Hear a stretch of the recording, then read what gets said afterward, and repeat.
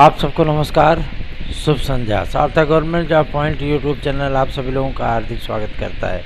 थोड़ा मेरा गला बैठा हुआ है क्योंकि ये बहुत सी चीज़ें ऐसी होती हैं जहाँ की सिर्फ बक करना ही पड़ता है ना।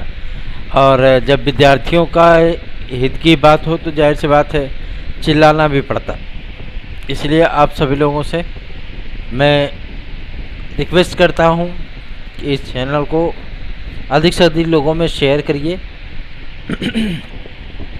चैनल को सब्सक्राइब करके वीडियो को लाइक करें और बेल आइकन दबा कर रखेंगे तो आपको नोटिफिकेशन मिल जाएगा और आप उसे शेयर कर पाएंगे। खबरों की शुरुआत कर लेंगे। बहुत ही महत्वपूर्ण अपडेट्स हैं आप सभी लोगों के लिए जो कि संबंधित है आपके प्राथमिक शिक्षक भर्ती के संबंध में। उत्तर प्रदेश में अभी तक जो एक्टिविटीज़ हुई हैं बीएड को लेकर के, मैं आप सभी लोगों को बताना चाहता हूं कि प्राथमिक शिक्षक भर्ती से उत्तर प्रदेश में बीएड को बाहर नहीं किया गया है। सबसे बड़ी चीज़ ये है कि आप लोगों के हितों की रक्षा हेतु हम सभी लोग प्रोएक्टिव रहे हैं, ठीक है ना।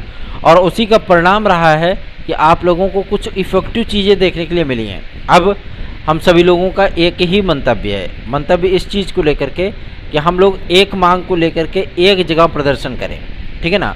और इसमें तकरीबन 17 से 18,000 विद्यार्थियों को सम्मिलित किया जाएगा। आप सभी लोग भी पूरी तन्मयता और ईमानदारी के साथ चैनल को अधिक से अधिक लोगों में शेयर किया करें और वीडियो को लाइक करके शेयर ज़रूर कर दिया करें, ठीक है ना। जितने अधिक लोगों का साथ रहेगा उतना ही गजब का उत्साह रहेगा और हम सभी लोगों को पूरा यकीन है कि इस बार हम सभी लोगों की विजय सुनिश्चित हो पाएगी, क्योंकि क्लेरिफिकेशन याचिका होने के बाद और पुनर्विचार याचिका होने के बाद एक बात तो एकदम स्पष्ट हो गई है कि अब बहुत जल्दी ही बीएड को लेकर के स्थितियां स्पष्ट होने वाली हैं। और ऐसा नहीं है कि मतलब सिर्फ यहीं तक आप लोगों के केवीएस से मेरा कोई लेना लादना नहीं है।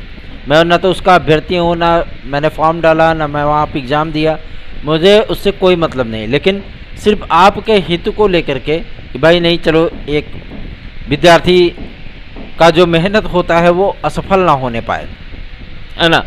बेहतरीन नंबर ले आया है तो जाहिर सी बात है उसकी नियुक्ति भी हो जाएगी, उसको नौकरी मिल जाएगी। तो आप सभी लोगों का हित प्रभावित ना हो इसके लिए हम सभी लोगों ने प्रयास किया और सर्वोच्च न्यायालय में याचिका डाली, ठीक है ना। अब सर्वोच्च न्यायालय में याचिका होने के बाद काफ़ी सारी चीज़ें बदल रही हैं, ठीक है।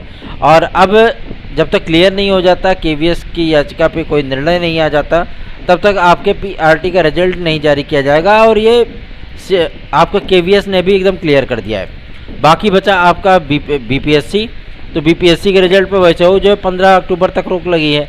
लेकिन अब मामला ये है कि जो बीपीएससी की याचिका लगी है सर्वोच्च न्यायालय में, जिसमें बिहार गवर्नमेंट स्वयं पार्टी बनी है, अब उनसे पूरा जवाब मांगा जा रहा है, उनका पूरा तर्क मांगा जा रहा है, उनसे बातें की जा रही हैं कि आखिर आपका बीएड को लेकर के स्टैंड क्या है। अगर ये बीएड के सपोर्ट में खड़े होते हैं तो सही है, अगर ये बीएड के विरोध में खड़े होते हैं तो जाहिर सी बात है दिक्कतें होंगी ही होंगी, है ना। तो इन तमाम चीज़ों को लेकर के सारी चीज़ें एकदम क्लियर होंगी। पहले विद्यार्थियों का ये डर था कि रिजल्ट जारी हो जाएगा तो उसके बाद क्या होता है, कैसे होता है। आप सभी लोगों में बता दूं 69,000 की शिक्षक भर्ती को कंप्लीट हुए 2 वर्ष हो गए थे, ठीक है ना, 2 वर्ष हो गए थे। और 2 वर्षों के बाद एक याचिका पड़ती है वो मेरे माध्यम से, और उन विद्यार्थियों को हम सभी लोग कॉमन अंक दे करके मेरिट में ले आते हैं जो विद्यार्थी पूरी तरीके से डिस्ट्रॉय हो चुके थे, ठीक है ना। लेकिन अब समस्या इस बात को लेकर के कि 1-2 विद्यार्थी नहीं, पूरे 3,490 विद्यार्थी इसमें सिलेक्ट हुए हैं। तो ऐसा नहीं है कि मतलब रिजल्ट आ जाने के बाद, प्रक्रिया पूर्ण हो जाने के बाद आपको न्याय नहीं मिलता, ऐसा नहीं है। न्याय तो कभी भी मिल सकता है, ठीक है ना। और न्याय के लिए सही तर्क रखना, अपनी बातें सही से रखना, यही सारी चीज़ें जो है विद्यार्थियों को पता होनी चाहिए। आपके अधिकारों की लड़ाई हम सभी लोग लड़ेंगे। उम्मीद है कि इस बार हम सभी लोगों का विजय श्री एकदम सुनिश्चित होगा।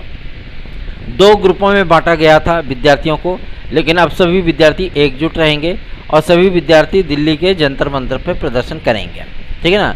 ये चीज़ें क्लियर हैं। आप सभी लोगों को मैं बता देना चाहता हूँ कि ये प्रदर्शन लगभग 18 से 20,000 विद्यार्थियों के बीच में हो, ये प्रयास किए जा रहे हैं लगातार। आप सभी लोग भी अगर सो रहे हैं तो जग जाएंगे तो ज़्यादा बेहतरीन होगा, क्योंकि जागता हुआ इंसान हमेशा ही एक जागरूक व्यक्ति बन जाता है, ठीक है ना। आपके अधिकारों की लड़ाई हम लोग लड़ रहे हैं, तो आप सभी लोगों को भी थोड़ा सा सहयोगात्मक रवैया अपनाना चाहिए। पीआरटी में बीएड विद्यार्थियों को पुनः सम्मिलित कराने हेतु जिस तरीके से हम सभी लोगों ने मिशन को अंजाम दिया है, वो आप सभी लोग उसकी तारीफ़ नहीं कर सकते, कोई बात नहीं, लेकिन बस इतना ज़रूर मैं कहूँगा कि आपके अधिकारों की लड़ाई लड़ते लड़ते ना कभी कभी ये चीज़ें लगती हैं कि वास्तविकता में अगर यहाँ पे आम अभ्यर्थी अगर खड़ा हो जाए तो जाहिर सी बात है उसकी बात सुनने वाला कोई नहीं है ना। ये चीज़ें महसूस होती हैं क्यों इतनी स्ट्रगल, इतनी मेहनत, जब हम सभी लोगों को सर्वाइव करने में थोड़ी सी तकलीफ़ों का सामना करना पड़ जाता है, हम सभी लोगों के हौसले जो है पस्त होने लगते हैं, तो जाहिर सी बात है वहाँ आम अभ्यर्थी जाएगा तो उसका कोई सुनवाई नहीं होने वाला, वो तुरंत वहाँ से भाग जाएगा। इसलिए कहता हूँ कि आप लोगों को भी थोड़ा सा सहयोगात्मक रवैया अपनाना चाहिए। चलिए आगे बढ़ते हैं। अब बात करेंगे आपके सबसे महत्वपूर्ण मुद्दे को लेकर के, जो कि संबंधित है माध्यमिक शिक्षक सेवा अधिनियम के संशोधन और राजकीय शिक्षक सेवा नियमावली के संशोधन के संबंध में। आज हम सभी लोग शिक्षा निदेशालय गए थे, वहाँ पे दो चीज़ें एकदम स्पष्ट हो गई। पहला ये कि जो ये गफलतबाजी चल रही थी कि अभी आपके एलटी ग्रेड की सब्जेक्ट को लेकर के जो अर्हता का विवाद चल रहा है, ये अभी समाप्त नहीं हुआ। एकदम क्लियर हो गया कि सारे विवाद समाप्त हो चुके हैं, ठीक है ना। अब इसमें कोई भी जो है मतलब जद्दोजहद नहीं है, ये सारे जो है एकदम क्लियर हो चुके हैं। तो आप सभी लोगों को चिंतित होने की बिल्कुल भी आवश्यकता नहीं है। आप सभी लोग सिर्फ और सिर्फ इन तमाम मुद्दों को लेकर के बिल्कुल भी जो है तकलीफ़ों में मत जिए कि हमारी एलिजिबिलिटी क्लियर नहीं है, अभी हम विज्ञापन आने में देर लगेगा। अब विज्ञापन सिर्फ और सिर्फ अधिकारियों के दम पे है, ठीक है ना। अब यहाँ से कोई दिक्कत नहीं है क्योंकि शासन ने एकदम क्लियर कर दिया है, एकदम फैक्ट क्लियर कर दिया है। तो आप सभी लोगों को चिंतित होने की आवश्यकता नहीं है, बस अपना सहयोगात्मक रवैया अपनाइए। और हम सभी लोगों का जो मिशन रहा है कि आप लोगों का एलटी ग्रेड जीएचसी प्रवक्ता का विज्ञापन यथाशीघ्र हम लोग जारी करा लें, इसके संबंध में भी अब क्लेरिफिकेशन बहुत जल्दी आ जाएगा। और सबसे बड़ी चीज़ ये है कि विद्यार्थियों को ये आशंका थी एक बात को लेकर के कि क्या एलटी ग्रेड की कोई और प्रतीक्षा सूची आएगी कि नहीं। अब इसको हम लोग क्लियर कर लेंगे कल की डेट में, और ये लोक सेवा आयोग से क्लियर हो जाएगा कि ये प्रतीक्षा सूची आपकी आनी है अथवा नहीं। क्योंकि अगर पुराने पदों को नए विज्ञापन में जोड़ने की सहमति दे दी गई तो जाहिर सी बात है आपका फिर कोई भी प्रतीक्षा सूची जारी नहीं होगा। और प्रतीक्षा सूची से ज़्यादा बेहतरीन हम सभी लोग मानते हैं कि प्रतीक्षा सूची ना जारी होकर के बल्कि नया विज्ञापन ही आ जाए तो ज़्यादा बेहतरीन है।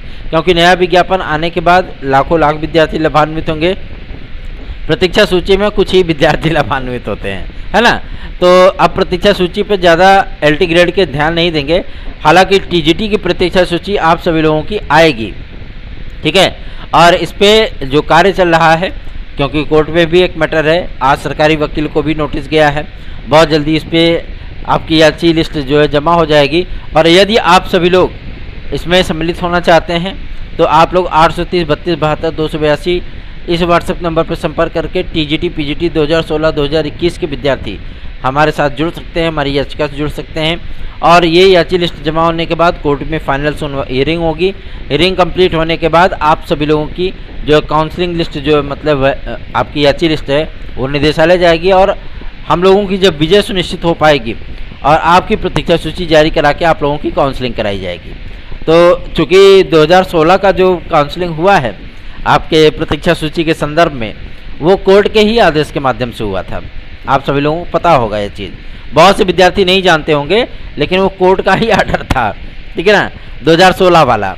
और 2021 के संबंध में भी याचिका है। तो जाहिर सी बात है आप सभी लोगों को चिंतित होने की आवश्यकता नहीं है। बस कुछ विद्यार्थी होते हैं रोज़ मैसेज करते हैं कब आ रही है लिस्ट, कब आ रही है लिस्ट।